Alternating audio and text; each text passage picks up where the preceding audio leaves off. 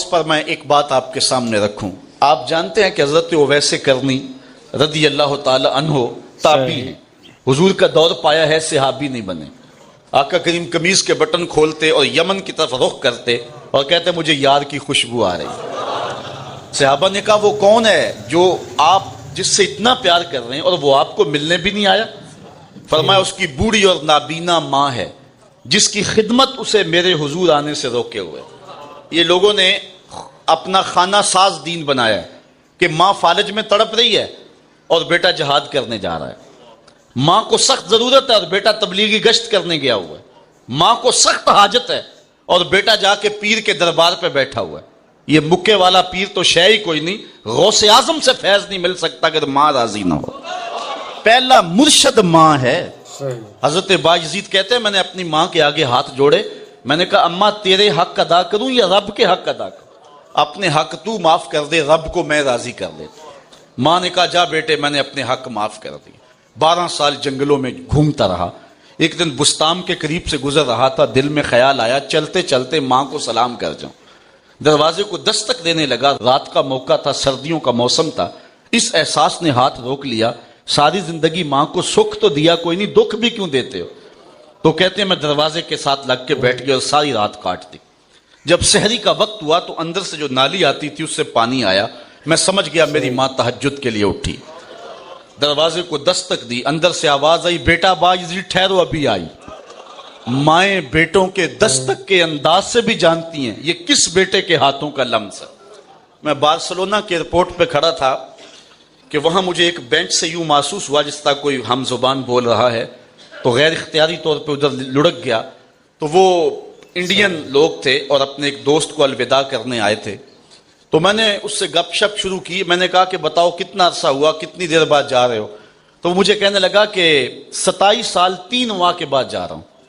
بس آیا تھا اور ایسا پھنسا کہ اتنا طویل عرصہ گزر گیا.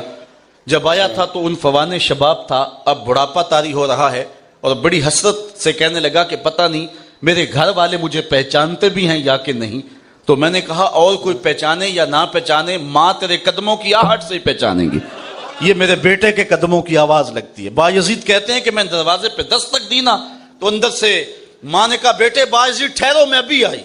12 سال کے بعد آیا تھا. ماں نے ہاتھوں کے لمس سے پہچان لیا کہ یہ میرے بیٹے کے ہاتھوں کی آواز ہے. تو ماں نے دروازہ کھولا. میرے بکھرے ہوئے بال، پھٹے ہوئے کپڑے، پراگندہ حالت. ماں کی آنکھوں میں آنسو تیر آئے اور ایسے ہاتھ پھیلا کے بایزید کی ماں نے کہا مالک میرا بیٹا بایزید تیری طلب میں نکلا تھا، تو نے ابھی تک اسے اپنا قرب نہیں دیا. حضرت بایزید کہتے ہیں 12 سال کی ریاستوں سے جو نہیں ملا تھا ماں کے اٹھے ہوئے ہاتھوں سے مل گیا. میں نے کہا مالک میں تجھے کہاں ڈھونڈ رہا ہوں، تو کہاں موجود ہے؟ تو کہا اس کی نابینا اور بوڑھی ماں ہے جس کی خدمت اسے میرے حضور آنے سے روکے ہوئے ہے. بلکہ فرمایا کوئی اویس کو ملے اور میرا سلام دے اور کہے میری امت کی بخشش کی دعا کرے. معلوم ہوا جو ماں باپ کے خدمت گزار ہوتے ہیں اللہ ان کی دعائیں رد نہیں کرتا. میں نے کتب تصوف میں پڑھا ہے جو شخص روزانہ اپنے والدین کے لیے دعا کرے ساری زندگی اس کے رزق میں بے برکتی نہیں آتی. اچھا، حضرت مولا کائنات سید علی المرتضیٰ اور حضرت عمر رضی اللہ تعالی عنہما دونوں حاضر ہوئے. حضرت اویس کرنی کے پاس پہنچے اور جا کے حضور کا سلام دیا. بس اویس کرنی تڑپ گئے اور کہا کہ حضور کے لبوں پہ کیسے میرا نام آیا تھا، کیسے کہا تھا اویس کو سلام دینا. جب یہ امٹتے ہوئے محبتوں کے جذبات دیکھے تو کہا اتنا پیار حضور سے تو تم حضور کو ملنے کیوں نہیں آئے؟ صہیب روم سے آ گئے، سلمان فارس سے آ گئے، بلال حبشے سے آ گئے، یمن تو کوئی دور بھی نہیں تھا. تو جب اتنا پیار ہے اور اتنی تڑپ کہ سلام سن کے وجد طاری ہو گئے تو حضور کو ملنے کیوں نہیں آئے؟ تو حضرت اویس نے بات کے رخ کو بدلتے ہوئے کہا اچھا تم نے میرے حضور کو دیکھا ہے؟ انہوں نے کہا شام سویرے رہتے ہی حضور کی خدمت میں تھے. کہا بتاؤ پھر حضور کے ابرو جڑے ہوئے تھے یا کھلے ہوئے تھے؟ یہ ایک دم حیرت میں ڈوب گئے. تو حضرت اویس بولے مجھے پوچھ لو، جس نے نہیں دیکھا اسے پوچھ لو. کوئی دور سے دیکھتا تو اسے جڑے ہوئے نظر آتے، قریب آ کے دیکھتا تو کھلے ہوئے نظر آتے. اس لیے بعض نے دور سے دیکھا تو کہا حضور کے ابرو جو ہیں وہ جڑے ہوئے تھے، اور جنہوں نے قریب سے دیکھا تو انہوں نے کہا نہیں کھلے ہوئے تھے.